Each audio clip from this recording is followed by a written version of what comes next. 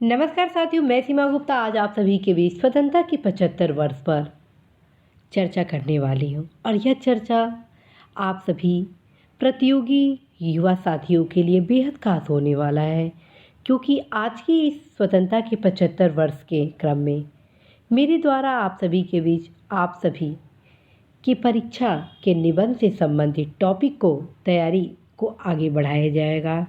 आप सभी अवगत है कि वर्ष 2021 बेहद खास साल होने जा रहा है, क्योंकि इस साल हम अपनी स्वतंत्रता, अपने देश की गर्व गरिमा के 75वें वर्ष में प्रवेश करेंगे। हमारे गणतंत्र की यह जो यात्रा है, यह जो शुरुआत है, हम सभी के लिए बेहद खास है। और अतीत की इस उपलब्धियों तथा भविष्य के चुनौतियों, आत्मनिर्भर भारत की संकल्पना और 21वीं सदी को भारत की सदी बनाने के लिए यह स्वतंत्रता का 75 वर्ष बेहद खास होने वाला है। सदियों की पराधीनता और संघर्ष के बाद जब 15 अगस्त 1947 को हमारा देश स्वतंत्रता प्राप्त किया, तो देशवासियों के सामने बेहतर उज्जवल भविष्य के वादों और उम्मीदों से भरा नया सवेरा हम सभी के बीच था। लेकिन हमारे सामने अनेक राष्ट्रीय समस्याएं जैसे गरीबी, बेरोजगारी, भुखमरी, आश्रयभाव, निरक्षरता, कुपोषण, हिंसा, क्षेत्रवाद, भाषावाद, अशिक्षा, लिंग भेद, प्रदूषण जैसी अनगिनत चुनौतियां भी थी तथा औद्योगिक और वैज्ञानिक दृष्टि से मजबूत आधार का अभाव भी था। अभाव और कमी के उन दिनों के बाद से अब तक हम एक लंबे सफ़र को तय कर चुके हैं। आज भारत की गिनती दुनिया की उभरती विश्व शक्तियों में प्रमुख रूप से गिनी जाती है। क्रय शक्ति की दृष्टि से हम दुनिया की तीसरी अर्थव्यवस्था हैं। वह दिन दूर नहीं है जब हम अपना वह प्राचीन गौरव फिर से हासिल करेंगे, जब भारत को विश्व गुरु के रूप में न सिर्फ जाना जाएगा, बल्कि भारत की गर्व गरिमा विश्व स्तर पर भी फहरेगी। साथियों, पतंजलि तथा शंकराचार्य जैसे महान दार्शनिक, चरक और सुश्रुत जैसे चिकित्सक, आर्यभट्ट और वराहमिहिर जैसे गणितज्ञ यहाँ पैदा हुए हैं। यह वह भूमि है जो विश्व में कभी पूरे देश में अपनी छवि को महाशक्ति के रूप में उभेरी थी।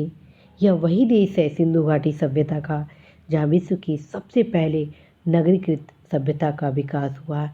हमारे देश की जो अर्थव्यवस्था थी, वह सदैव ही हमारे देश के पक्ष में थी। इस महान विरासत का जिक्र करते हुए सरदार वल्लभ भाई पटेल जी ने कहा था, यहाँ की मिट्टी में ऐसा कुछ अनोखा है जो इतनी कठिनाइयों के बावजूद यहाँ महान विभूतियों की धरती से यह भरा है।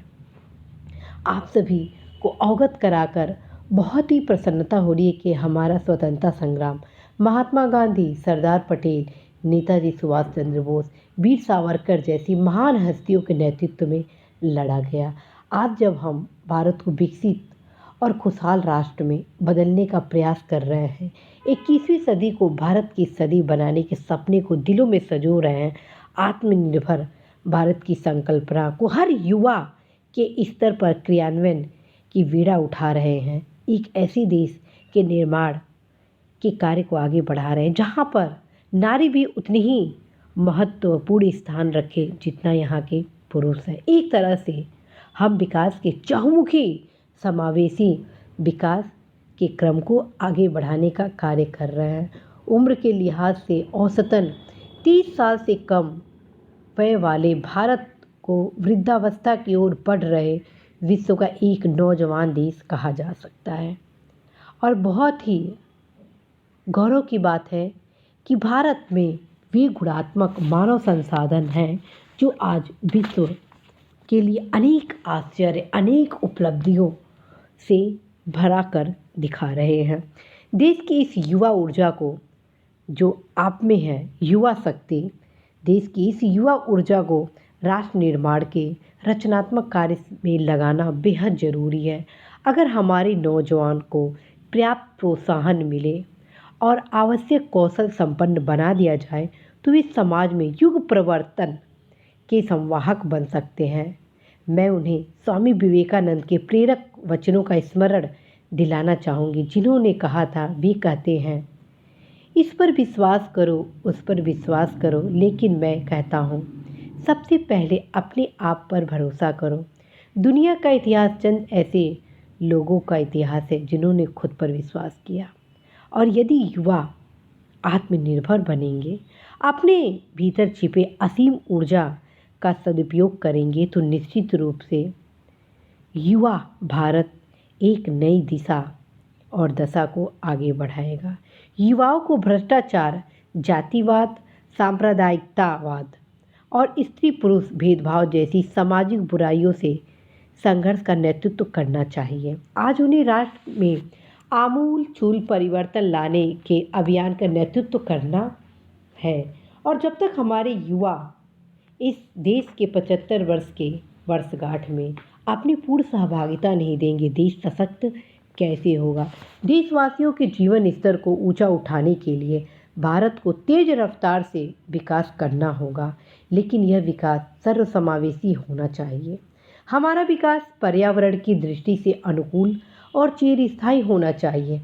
हमारा यह कर्तव्य है कि हम अपनी भावी पीढ़ियों को एक ऐसी पृथ्वी देने का प्रयास करें जो रहने योग्य हो, जिसमें हम गर्व गरिमा के साथ यह कह सके कि हाँ, ये हमारी धरा है, यह वही धरा है जिस पर हमारी विरासत पुष्पित पल्लवित हुई है। हमारी प्राचीन सभ्यता हमें प्रकृति और अन्य जीवों के साथ तादात्म्य स्थापित कर सिखाती है। मैं अक्सर आप सभी से कहती हूँ कि हमारी जो विरासत है वह हमें सीख देती है अखिल भारत के निर्माण का। अखिल भारत को सशक्त करने का और विकास का हमारा मॉडल संतुलित होना चाहिए। हमें उन विषमताओं को दूर करने का प्रयास भी करना चाहिए जो आज भी हमारे देशवासियों, समुदायों या धर्मों में विद्यमान है। हमें ग्रामीण और शहरी के अंतर को पाटने के साथ साथ नई उभरती डिजिटल खाई को भी पाटना चाहिए। हमें स्टार्टअप को बढ़ावा देना चाहिए।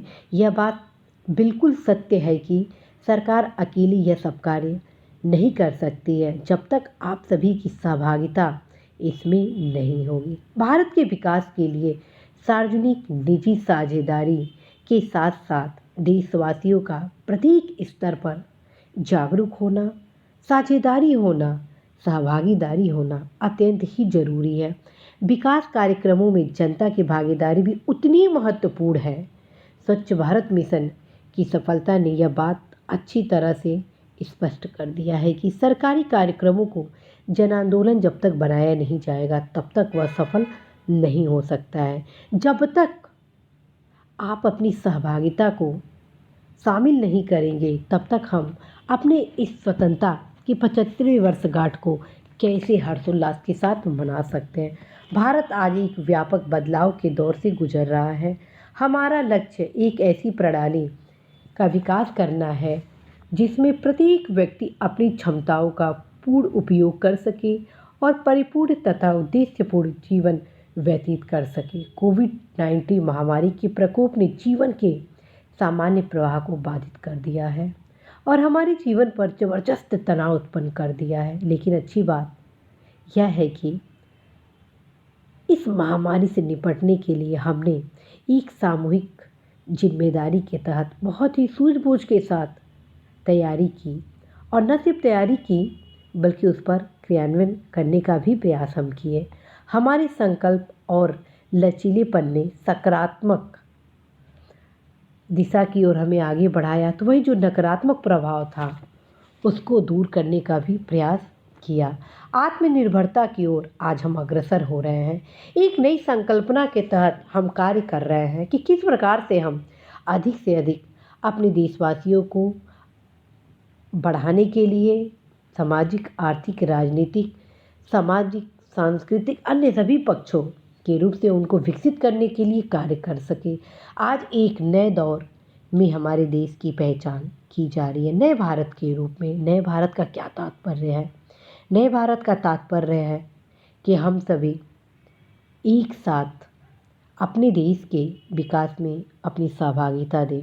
नए भारत में जो राष्ट्र निर्माण की चुनौतियाँ हो, जो चुनौतियाँ हैं, वह बिल्कुल ना हो।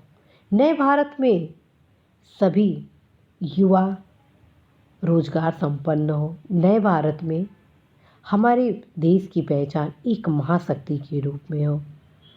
तो इसी जीवंत संसदीय लोकतंत्र वाला भारत आज विश्व मंच पर महत्वपूर्ण भूमिका निभाने वाले राष्ट्र के रूप में उभर कर सामने आ रहा है। यह विकास के अपने एक नवीन पथ पर और अधिक आत्मविश्वास, दक्षता और वचनबद्धता के साथ अग्रसर हो रहा है। भारत 75 वर्ष के इस पीरियड में अपने एक नवीन ऊर्जा को स्फूर्त कर रहा है।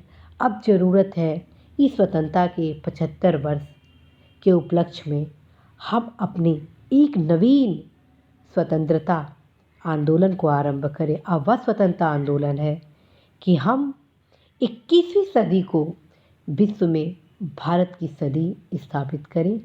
इसी आशा संदेश के साथ साथियों, मैं सीमा गुप्ता आज आप सभी से विदा लेती हूँ कि अवश्य ही आप इस स्वतंत्रता के 75 वर्ष पर अपने लक्ष्य को प्राप्त करने के लिए अवश्य ही आगे बढ़ेंगे। यदि आप प्रतियोगी छात्र हैं तो अवश्य ही अपने निबंध में एक सशक्त भारत के सपने को साकार करने के लिए इस टॉपिक से संबंधित बिंदुओं को समायोजित करेंगे। आप सभी के बीच निबंध से संबंधित विभिन्न टॉपिक को मेरे द्वारा इस चर्चा के क्रम में लाना है। नमस्कार।